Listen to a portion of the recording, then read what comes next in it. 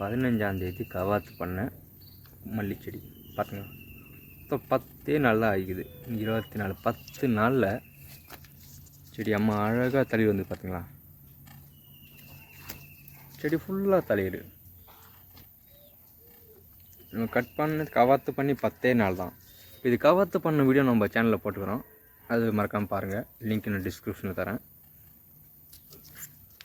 அதுமாரி கவாத்து பண்ணிவிட்டு நம்ம ஃபுல்லாக 20 உரம் கொடுத்து 10 நாள் தான். ஜூலை 15 அன்றைக்கி கவாத்து பண்ணோம். இன்றைக்கி 24 ஆகிக்குது. அருமையாக தளிர் வந்து எல்லாம் பாருங்கள். இப்போ ஃபுல்லாக இனி இது வாரத்தெல்லாம் நான் அப்டேட் பண்ணுறேன் கரெக்டாகிட்டு. நம்ம கவாத்து பண்ணி எத்தனை நாளில் செடி தளிர் வந்து இலக்க வச்சு மொட்டு வச்சு பூ பூக்கிறது எல்லாம் கம்ப்ளீட் டீட்டெயிலாக வீடியோ வரும். அடுத்தது செடி அப்படியே ஃபுல்லாக தளிர் தான். பார்த்தா உங்களுக்கு தெரியும் நீட்டாக பச்சை இந்த கரெக்டாக 10 நாள் ஆனோடனே நம்ம ஒரு உரம் கொடுப்போம். காம்ப்ளெக்ஸ் சொல்லிட்டு எனர்ஜிக்குள்ள செடிக்கு வளர்ச்சிக்கு உதவக்கூடிய உரம் அது ஒன்றும் கொடுத்துக்கல. நாளைக்கு தான் கொடுக்கணும். ஃபுல்லாக தளிர் வந்துக்குது. இப்போ சரியாக கவாத்து செய்து நீயோட 16 நாள் ஆகிடுச்சு. 12 நாள் ஆகிடுச்சு.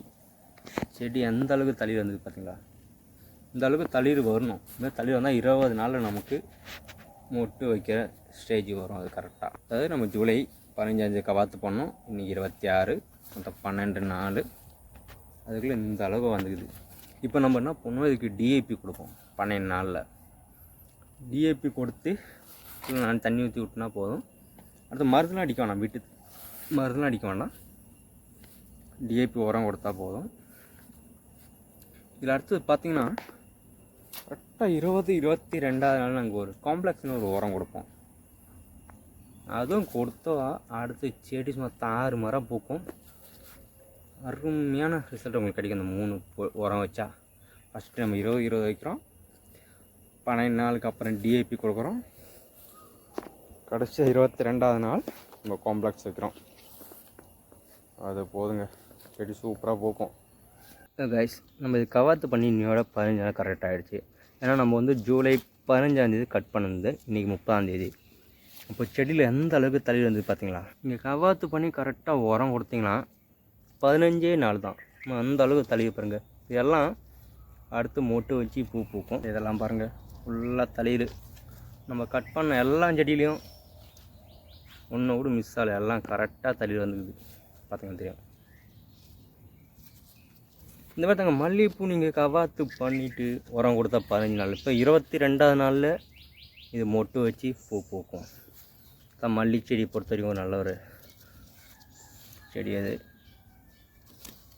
இதெல்லாம் ஃபுல்லாக அப்படியே நீங்கள் பார்த்துருப்பீங்க. இது ஃபுல் வீடியோ நம்ம சேனலுக்கு இது. இப்போ செக் பண்ணி பாருங்கள். அதில் ஃபுல்லாக நம்ம அடியோடு கரெக்டாக கவாத்து பண்ணியிருப்போம். இலை இல்லாமல் கவாத்து பண்ணது. இப்போ எந்த அளவுக்கு தலையெல்லாம் வந்து இதெல்லாம் அடுத்தது மொட்டு வைக்க போகுது. பார்த்தவங்களுக்கு தெரியும். எப்போ இதெல்லாம் மொட்டு வர ஆரம்பிச்சு பார்த்தீங்களா.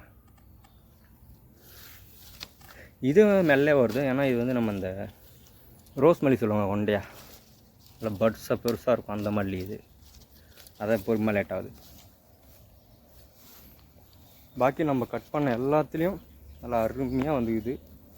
இப்போ நீங்களும் வீட்டில் ட்ரை பண்ணி போங்க. மல்லி செடி பூக்காமல் இருக்குதா ஒன்றும் வாங்க. நீங்கள் கவாத்து பண்ணிவிட்டு கரெக்டாக உரம் வச்சா போதும். 22ஆவது நாளில் உங்களுக்கு பூக்கு ரெடி ஆகும்.